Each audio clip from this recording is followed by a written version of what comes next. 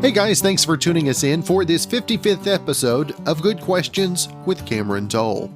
Special guests on this episode include longtime Jackie Chan director Stanley Tong. We'll be talking about the new film Vanguard in theaters Friday. We'll also visit with singer and songwriter Emme Lentino from New Zealand, talking about a new version of Last Christmas. And we'll also visit with country singer and songwriter Manny Blu about his newest EP, New Ink, which released last Friday. Of course, if you would, please take the time to subscribe, drop a like, comment, leave some feedback, and share with your friends. Our first guest is director Stanley Tong. We'll talk about the new film Vanguard with Jackie Chan, which releases in theaters this Friday. First off, Stanley, thank you so much for taking the time to be on the show. Yes, thanks for having me. Now, Stanley, tell us about the challenges of putting out a movie during COVID-19 and a big release, Jackie Chan. I mean, it's one that folks need to get out and see, right? Yeah, well, we're supposed to release earlier because of the COVID. That's why we push it until now. And tell listeners, if they haven't seen the previews and the trailers about this immense epic journey that Vanguard is, that they can see on the big screen. Yeah, we'll be shooting. We have shot in London and in Africa. In the Victoria Falls, we have a whitewater chasing sequence, and Jackie have an incident when we shooting the film that the jet ski, fell over in the whitewater. He gets stuck under the rock, and for around 30 seconds, I couldn't see him coming up, and three stuntmen jumps down and tries to go and rescue him, but they all get past the rock, and until about 45 seconds before our security to save him up and drag him out of the water. And I was crying on shore, when the incident, having. And that's the most dangerous scene in the movie. And also for the last 30 years that me and Jackie making films together. And this is the most dangerous one.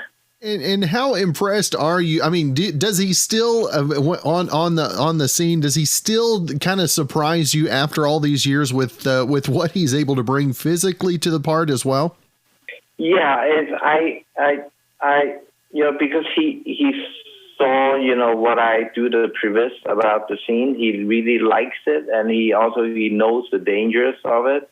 But as a filmmaker, we're trying to do something good for the audience.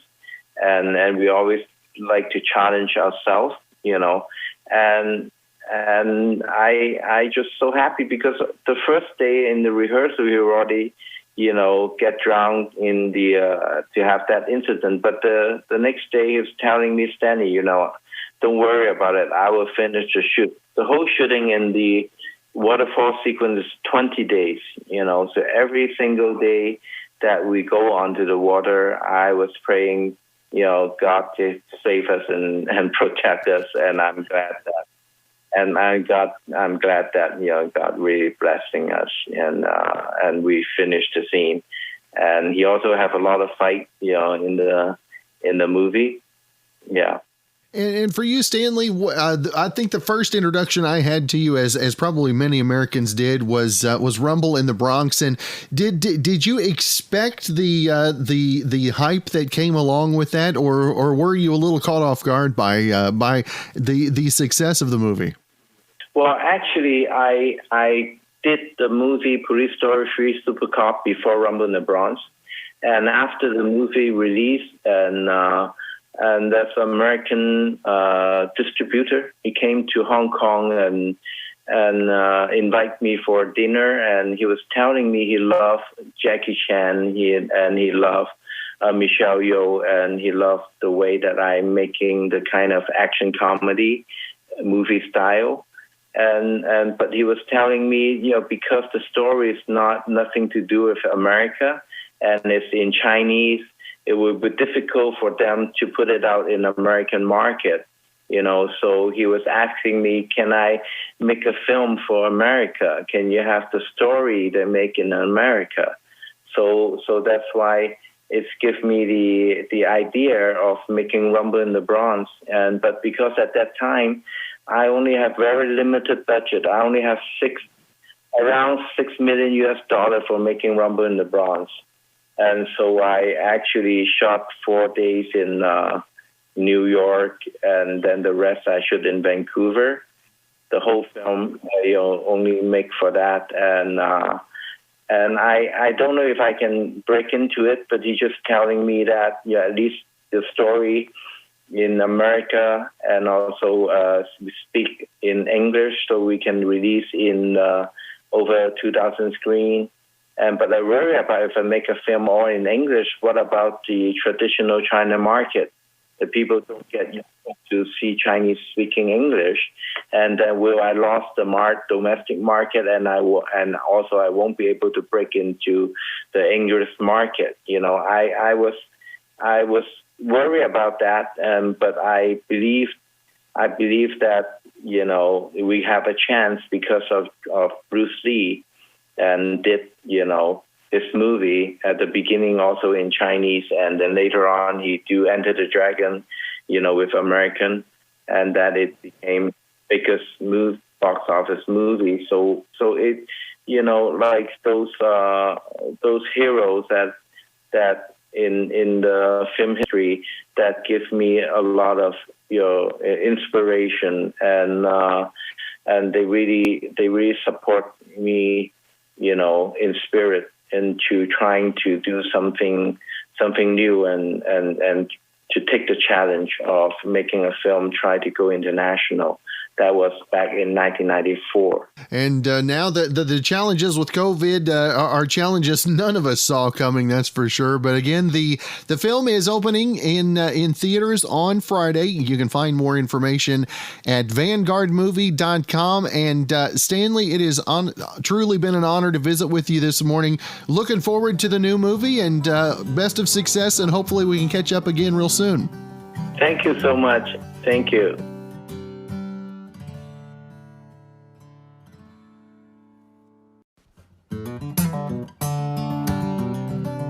All right, guys, got another special guest with you, and well, it is that time of year and Christmas music, and coming up on the 27th, got a new version and a new release of Last Christmas, and we've got singer Emme Lentino with us, and I hope I still was able to pull it off the second time around. But Emme, first off, thank you so much for taking the time.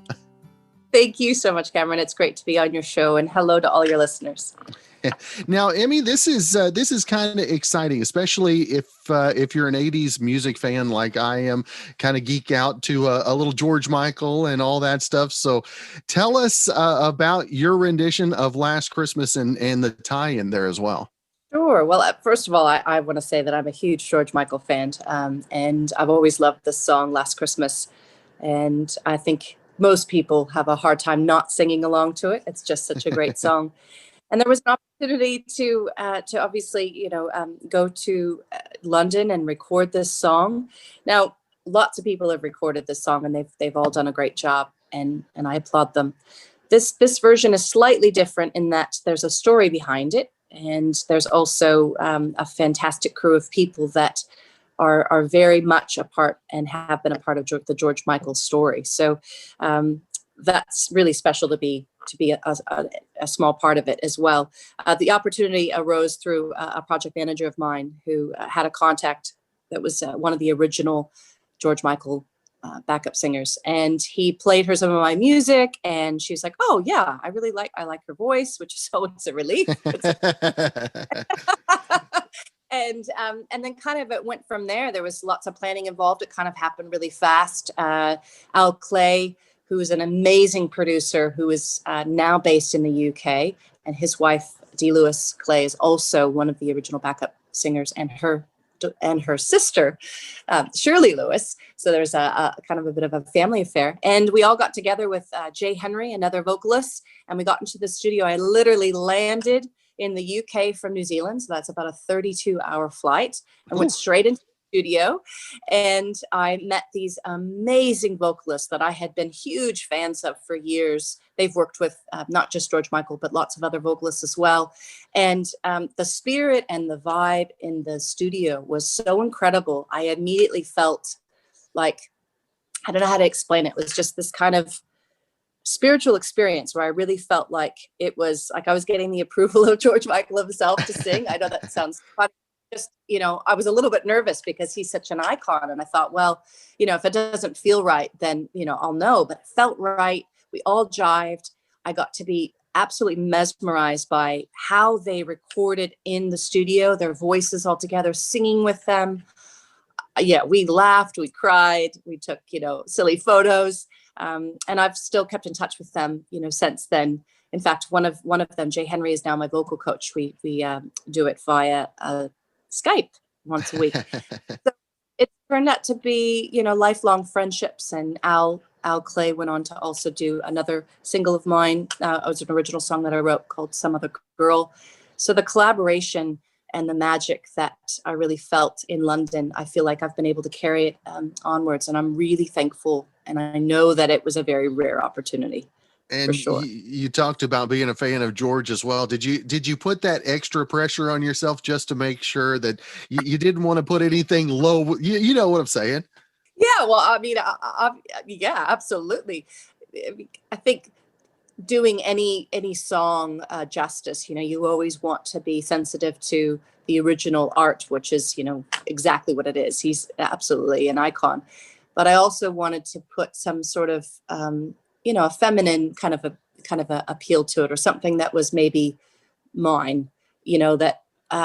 So when Al and I worked together, I think he knew right away that I obviously wanted to honor George's song, but also he knew that I could hear all of the vocalists that had sung alongside him. So he was like, okay, yeah, I think you're going to be fine.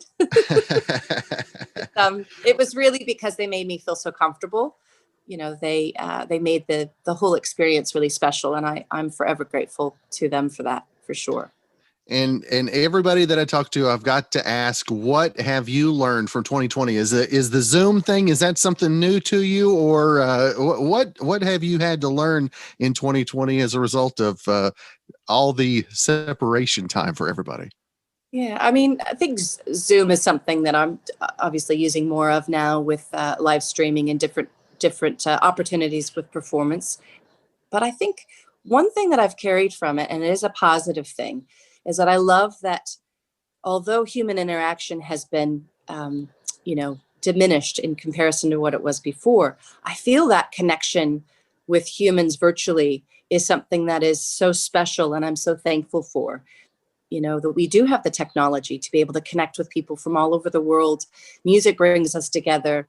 I feel like there's that spirit of connectivity that perhaps was always there, but I feel it more in the last year, because I feel like everybody is going through such similar circumstances on varying levels, of course, but I think we all can come together, virtually, and have a chat. And I feel like there's a lot of empathy, and there's a lot of, that beautiful kind of being thankful for everything that we have, every single moment. I feel like, for me, I feel so thankful to be able to continue doing music and being able to bring music to the world. So that's kind of what I've kind of come out of this year. For me, has been, I've looked at the positives, and I've learned a lot about myself as well, which I think is always, somewhat bittersweet. But I think I know that we are all stronger than we realize in this world. And I think that this year is certainly been one that has shown us that. And I think that that's something to be very, very thankful for. So as a songwriter, do you find that the inspirations for music, have they been darker this year, or have you tried, maybe has it maybe been a little bit more lifting of spirits type music that you've been inspired with?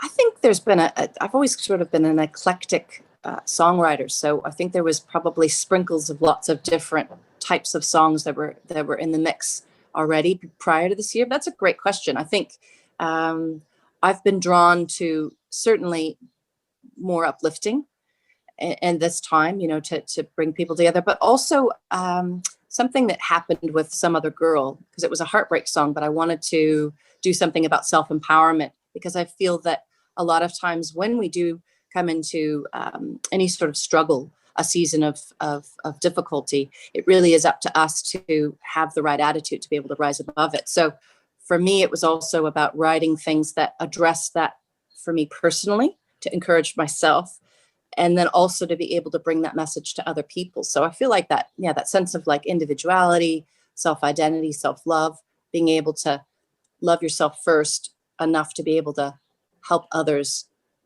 love themselves as well. So, yeah. I hope that answers your question. Exactly. Now the single is available on the 27th, and where can they pre-order it now, or do you just kind of wait till the 27th and click that button or something? That's a great question. Thank you. So they can pre-order the song now on iTunes, and it would mean so much if people go to iTunes and pre-order it. It's just under Last Christmas, Emme Lentino. As far as I know, I'm the only Emme Lentino at this point in time, and that would mean a lot. It helps just the artist and obviously the songwriter, which is George Michael, not myself. And it stars the vocals of Jay Henry, D. Lewis Clay, Shirley Lewis, and Joe Garland. And of course, it's been produced by the uber talented Al Clay over in London, and would love a pre-order. It is available on all major platforms on November 27th, which I'm very, very thankful for. And I hope people like this reimagining of such a great song by George Michael, Last Christmas. Well, we look forward to being able to share it with everybody, because we're going to hold on to it until the day after. I don't play it on the radio. We've actually because of 2020. Have you decorated early this year? Oh my goodness! I know that folks can't see this. Can I show you? Yeah. I'm so glad you asked me that question. I'm so excited. So I've got my Christmas tree up. I even have funny reindeer ears. So yes, I am ready. I'm ready. That is awesome. Now, if folks want to keep up social media wise with everything you got going on, where's the best place? So I'm on Twitter, Instagram, and Facebook, all even amounts of time. I love connecting with people. It's under Emme Lentino, just my name. They can also go to my website, which is emmelentino.com, for all the updates and different things, different shows that I'm doing and different things. So would love to stay in touch with people. That would mean a lot. All right. Well, Emme, it's been great to visit with you, and thanks for the quick little tour around the house. You're welcome. Yes, I wasn't able to get my reindeer in place for the interview. I apologize. Next time. That's awesome.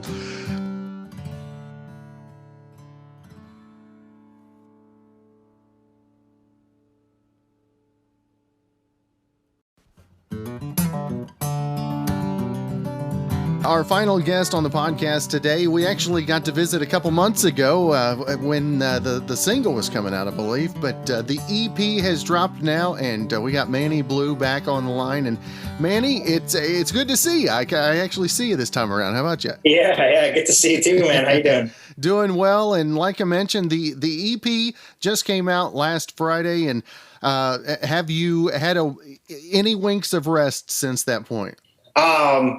You know what? Yeah, we had a lot of fun on Friday night after the show. And so I got most of Saturday to kind of hang out at the apartment and just, chill and really enjoy. I got to talk to my parents because we live streamed it. So, people were able to watch it, whether they were in Nashville and just didn't feel like going out or feel comfortable going out, or if they were not in Nashville. So got a couple of calls from the family and just talked about it, and they had a lot of fun watching it and stuff like that. So, I kind of got to enjoy myself the next day and just, have a fun breakfast, maybe some like pancakes or something. And then, just enjoy it's been a busy couple of weeks. So, when you get days off like that, and you feel like they're well earned and well deserved, then it makes it that much more fun to just chill. Now, not only making the transition to the States, obviously had successes in Canada, now making the move into the States, but not only that, but also the hurdle of social restrictions. So how is how challenging has this EP release and promotion been this time around?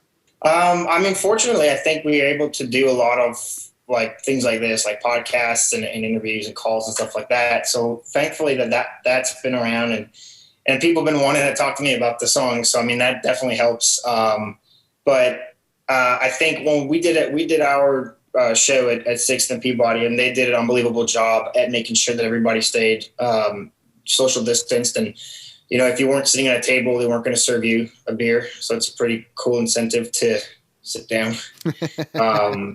You know, it was strange. It was strange not being on stage since March 12th. And then getting there, and it was we played up in Toronto, and a place that we've played before. So it was like packed and jammed and fun, and everybody's getting excited, and everyone's right up to the stage, and, you know, you're playing along with everybody. And then, you know, to go from there, and then, you know, whatever 6, 7, 8 months later, be on stage and everybody's sitting and, you know, they're vibing, but it's not the same. So adapting to that and trying to pick up where you left off after so much time was a bit of a challenge. But I mean, we had fun nonetheless, and just can't wait to keep doing more of it. I just wish there's more places like 6th and Peabody where we can actually play and entertain people while everybody's being responsible and keeping their distance, you know. And if we can find more venues or have more breweries or venues that can do that, then I think we're gonna be fine. How cool was it though to take the stage? Was it hard to keep the energy inside of you from maybe spoiling it, just boiling over, if you will? Oh yeah, for sure. I mean, there's a video. I mean, we got to put the our album release bit. I mean, we played for an hour, so we really had fun. But with the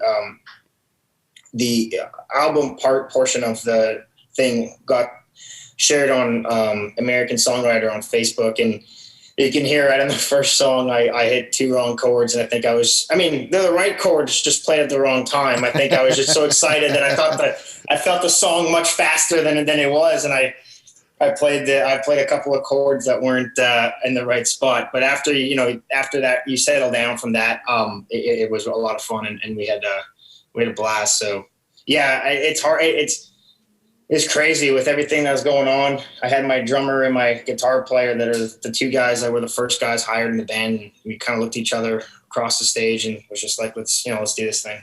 That's cool. Now the new EP, New Ink, and I've noticed you moving the sleeves a little bit there. Yeah. You've got it looks like you've got a little bit of new ink. Yeah. Now well, actually, funny enough, these are these are pretty old, but I did yesterday go ahead and get a new ink tattoo, and really just for the layers of the joke, I ended up getting a tattoo machine with the words "New Ink" tattooed on my legs. So there you go. I thought that was pretty funny. Now the album title, as far as the band's concerned, this kind of goes hand in hand with everything that you guys are made of. Mm-hmm. Yeah. You're saying the title? Yes, sir. Yeah, the title I think is cool. I mean, I don't like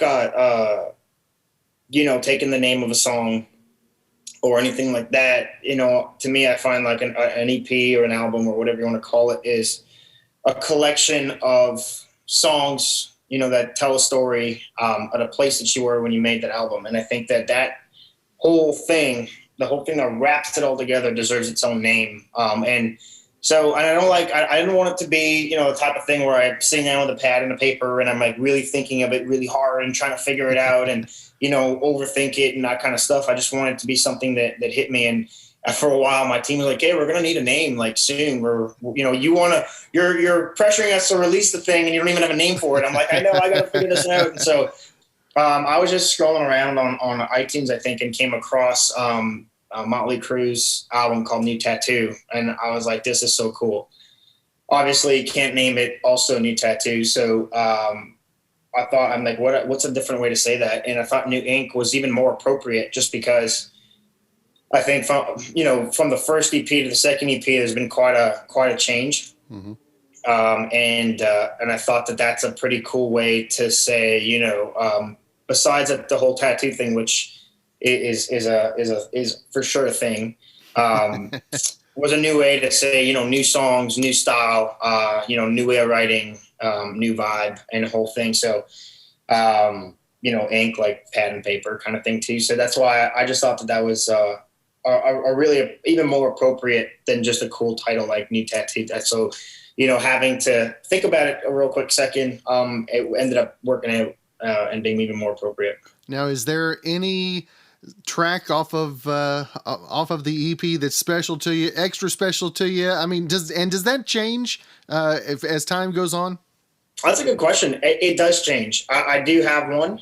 I do have one that's a little more special, just because of the story that goes with it. But it does change, and I think it depends on what it is that I want to hear. Sometimes it's more of a sonic thing. Sometimes it's more of a vocal performance, and sometimes it could be more of a storytelling or a lyric or something. So it does change, and it also changes depending on which one's also more fun to play live versus what really gets me when I listen to it. Now, what is what's the new thing that you've picked up in 2020 that you're going to take into 2021? Are you TikToking yet? Have you gone into the TikTokosphere? We've been talking about the TikTok. Just trying to find a way for me to do it that isn't, not me. The last thing I want is for people around me to be like, "What the hell is he doing?" Like, this is not him. I'll be honest. I like TikTok. I think it's hilarious. My brother's girlfriend has a really funny account because she does a lot. They got a dog over COVID, and they use the dog for a lot of it, and I think it's absolutely hilarious. For my own self, I'm not A, much of a dancer, B, much of a follow the trend really. So I don't know how I'm going to figure it out, but it might just be playing some songs or showing some behind the scene type of stuff with the band in rehearsals and things like that. It's just a shame though, because we have a lot of fun, like, either in the van or the tour bus or whatever it is. And it'd be really cool had we been on the road to be able to capture a lot of those moments and get to share that with the followers and the fans and whoever wants to see it. So it's too bad that we're not on the road right now, but hopefully at some point that's going to be a cool aspect that I can share on TikTok. What's the worst technical difficulty you've had in 2020? The worst technical difficulty. Damn. Well, I've hosted our Blue Crew happy hours, and I've started off a few of them on mute. So I'm going through the sponsors and thanking everybody for being here and all this stuff. And I'm reading my notes and I'm like, I'm killing it. But I'm not looking up because I'm dyslexic. So already just reading is a bit of a pain for me. So I'm just reading it. I'm not looking up. I'm like, crush what you have to say. And then you could be kind of funny if you want. And as I'm reading it, I see like we have a little chat box and my sound guy is going, Manny, mute. And he's just like writing all caps and going down the whole way. So I think starting and hosting your own thing on mute is probably one of the worst technical days, because it happened more than once, which is the problem. You think I'd figure it out, but I certainly didn't.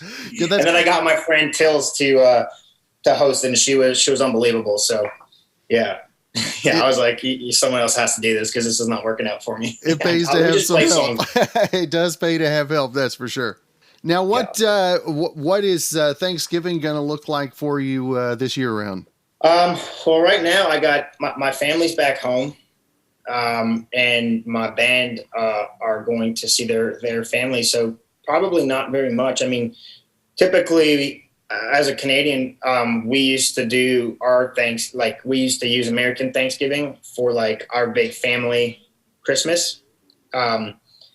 With my grandparents, so everybody can bring the gifts and stuff like that. Because around Christmas time, everybody's vacationing, somewhere else, or got other engagements. Whether I got cousins, I'm second oldest, and we got cousins, and I think the youngest one is believe starting grade 7. So between sports and school and everybody else's schedule, we kind of had determined that American Thanksgiving would be our sort of one night Christmas thing that we do with the entire family, with my grandparents, my cousins, aunts, uncles. And then if we see each other, if we happen to be in the same place, or we try to you know, build a vacation all together. But if it doesn't work out, then at least we had that then. So, but I can't, you know, with this quarantine thing, I have to go back to Canada and quarantine for 14 days.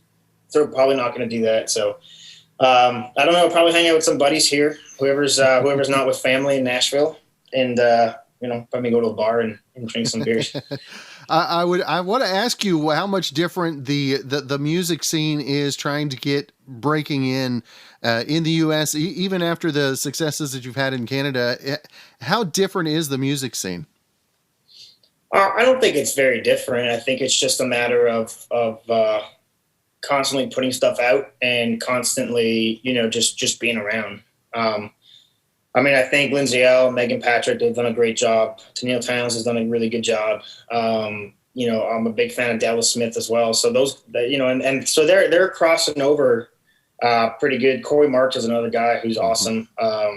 More of the rock stuff that I like. So they're crossing over pretty good. And I think it's just you know, wanting to do it, because I think the hardest thing is you're from Canada, you know, you get some success and you get to play bigger shows, and you got to restart that grind in the States some of the time. So I think it's really that's, you know, you've done it once and you're at a really cool place with notoriety and big shows and all the luxuries that come with that. And then you got to start over and do it differently again.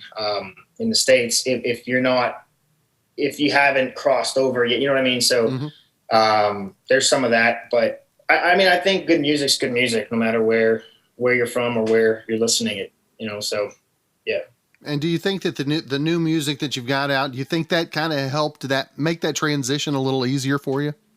Just I think there's just a lot of things. I mean, I think being open to you know, doing anything that we've done, which is, you know, podcasts or interviews or you know, any types of live streams or videos or stuff like that, has definitely helped right now. It helps to talk about a new album, you know, with a new style and a new sound and all that kind of fun stuff. So, yeah, I think some of it, yeah. What's the hardest part of the recording process? Is it the getting started, or is it the finally saying, okay, that's good enough? What's the hardest part? I think the hardest part is just trying to get it out of your head and into the way that you want it to sound. And oftentimes you think you got it, and then you listen back and you're like, that wasn't it. But I've been, for this album, for New Ink, I worked with Aaron Esses, who's an awesome producer and an awesome songwriter.